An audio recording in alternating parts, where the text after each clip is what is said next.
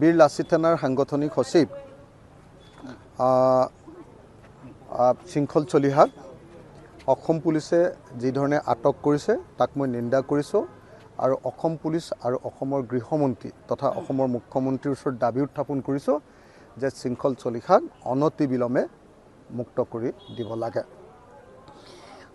আমাৰ দুলীয়াজনত যিটো ঘটনা ঘটিছে এই ঘটনাটো দুৰ্ভাগ্যজনক।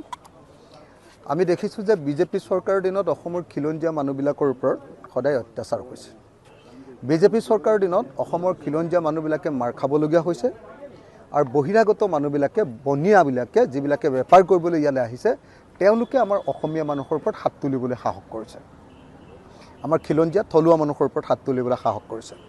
গতিকে দুলীয়াজানৰ এই ঘটনা সেইকাৰণে নিন্দনীয়। মই সেইকাৰণে দাবী উত্থাপন কৰিছোঁ যে অনতিবিলম্বে শৃংখল চলিহাক মুক্ত কৰাৰ ব্যৱস্থা কৰিব লাগে। মুখ্যমন্ত্ৰীৰ ওচৰত দাবী জনাইছোঁ। মই শিৱসাগৰৰ বিধায়ক হিচাপে দাবী জনাইছোঁ, ৰাইজৰ দলৰ সভাপতি হিচাপে দাবী জনাইছোঁ আৰু আশা কৰিছোঁ যে অতি সোনকালে চৰকাৰে এই সম্পৰ্কত এটা সিদ্ধান্ত গ্ৰহণ কৰি আমাৰ শৃংখলক উলিয়াই দিয়াৰ মোৰ ভাই শৃংখলক উলিয়াই দিয়াৰ ব্যৱস্থা কৰিব। হ'ব। আমাৰ শিৱসাগৰ নগৰৰ আটাইতকৈ পুৰণি শিক্ষানুষ্ঠান এখনৰ ভিতৰত 137 বছৰীয়া পুৰণি বেজবৰুৱা উচ্চতৰ মাধ্যমিক বিদ্যালয়। এই বিদ্যালয়ত এটা ছায়েন্সৰ লেবৰেটৰী প্ৰতিষ্ঠা কৰিবৰ কাৰণে আজি আধাৰশিলা স্থাপন কৰা হ'ল আৰু সেই অনুসৰি 4 মাহৰ ভিতৰত আমাৰ ছায়েন্স লেবৰেটৰীটো কমপ্লিট কৰা হ'ব। মই আমাৰ প্ৰিন্সিপাল মেডামৰ লগত একেলগতে আমি উমৈহতীয়াকৈ প্ৰিন্সিপাল মেডাম আৰু মই একেলগতে আমি আধাৰশিলা স্থাপন কৰিলোঁ আৰু আশা কৰিছোঁ আমাৰ কণ্ট্ৰেক্টৰে আমাক সময়মতে লেবৰেটৰীটো সম্পূৰ্ণ কৰি দিব আৰু আমাৰ ছাত্ৰ ছাত্ৰীৰ কাৰণে বৰ উপকাৰ হ'ব। শিৱসাগৰ আপোনালোকে সকলোৱে জানে যে অসমৰ শিক্ষাৰ প্ৰাণকেন্দ্ৰ। আজিৰ দিনটোতো আপোনালোকে দেখিছে যে গুণোৎসৱ পাতিলে 1 নম্বৰত সদায় শিৱসাগৰ থাকে আৰু বিশেষকৈ আপোনাৰ স্কুল হয়নে নহয়? আমাৰ স্কুল আমাৰ এবাৰ 100% ৰিজাল্ট 100% পাছ কৰা এখন চৰকাৰী স্কুল যদি আছে তাই এখন বেজবৰুৱা উচ্চতৰ মাধ্যমিক গতানুগতিকভাৱে 5 বছৰ 100% পাইছে। যোৱা 5 বছৰ ধৰি 100% আমাৰ প্ৰিন্সিপাল বাইদেউৰ নেতৃত্বত আমি দেখিছোঁ যে 5 বছৰ ধৰি একেৰাহে 100% মানে উত্তীৰ্ণ হৈ আহিছে। তো বীৰ লাচিত থানাৰ সাংগঠনিক সচিব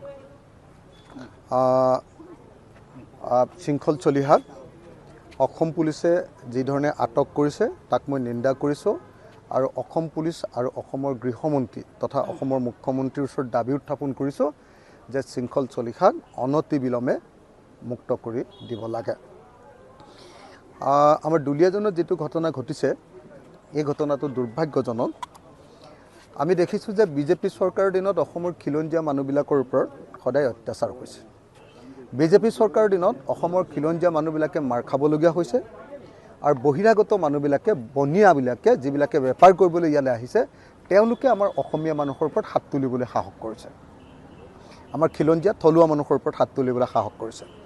গতিকে দুলীয়াজানৰ এই ঘটনা সেইকাৰণে নিন্দনীয়। মই সেইকাৰণে দাবী উত্থাপন কৰিছোঁ যে অনতিবিলম্বে শৃংখল চলিহাক মুক্ত কৰাৰ ব্যৱস্থা কৰিব লাগে। মুখ্যমন্ত্ৰীৰ ওচৰত দাবী জনাইছোঁ। মই শিৱসাগৰৰ বিধায়ক হিচাপে দাবী জনাইছোঁ, ৰাইজৰ দলৰ সভাপতি হিচাপে দাবী জনাইছোঁ আৰু আশা কৰিছোঁ যে অতি সোনকালে চৰকাৰে এই সম্পৰ্কত এটা সিদ্ধান্ত গ্ৰহণ কৰি আমাৰ শৃংখলক উলিয়াই দিয়াৰ মোৰ ভাই শৃংখলক উলিয়াই দিয়াৰ ব্যৱস্থা কৰিব। হ'ব। আমাৰ শিৱসাগৰ নগৰৰ আটাইতকৈ পুৰণি শিক্ষানুষ্ঠান এখনৰ ভিতৰত 137 বছৰীয়া পুৰণি বেজবৰুৱা উচ্চতৰ মাধ্যমিক বিদ্যালয়। এই বিদ্যালয়ত এটা ছায়েন্সৰ লেবৰেটৰী প্ৰতিষ্ঠা কৰিবৰ কাৰণে আজি আধাৰশিলা স্থাপন কৰা হ'ল আৰু সেই অনুসৰি 4 মাহৰ ভিতৰত আমাৰ ছায়েন্স লেবৰেটৰীটো কমপ্লিট কৰা হ'ব।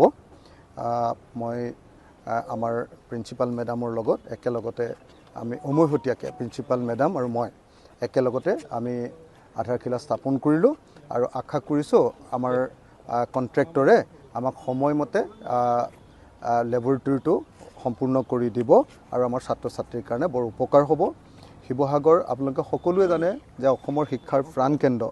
আজিৰ দিনটোতো আপোনালোকে দেখিছে যে গুণোৎসৱ পাতিলে 1 নম্বৰত সদায় শিৱসাগৰ থাকে আৰু বিশেষকৈ আপোনাৰ স্কুল হয়নে নহয় হয় আমাৰ আৰু স্কুল আমাৰ এবাৰ 100% ৰিজাল্ট 100% পাছ কৰা এখন চৰকাৰী স্কুল যদি আছে তাৰ এখন বেজবৰুৱা উচ্চতৰ আৰু মাধ্যমিক বিদ্যালয় গতানুগতিকভাৱে 5 বছৰ 100% পাইছে যোৱা 5 বছৰ ধৰি 100% আমাৰ উত্তীৰ্ণ প্ৰিন্সিপাল বাইদেউৰ নেতৃত্বত আমি দেখিছোঁ যে 5 বছৰ ধৰি একেৰাহে 100% মানে উত্তীৰ্ণ হৈ আহিছে তো যিকোনো খবৰৰ বাবে যোগাযোগ কৰক 7099017330 লগতে 7099017110 নম্বৰত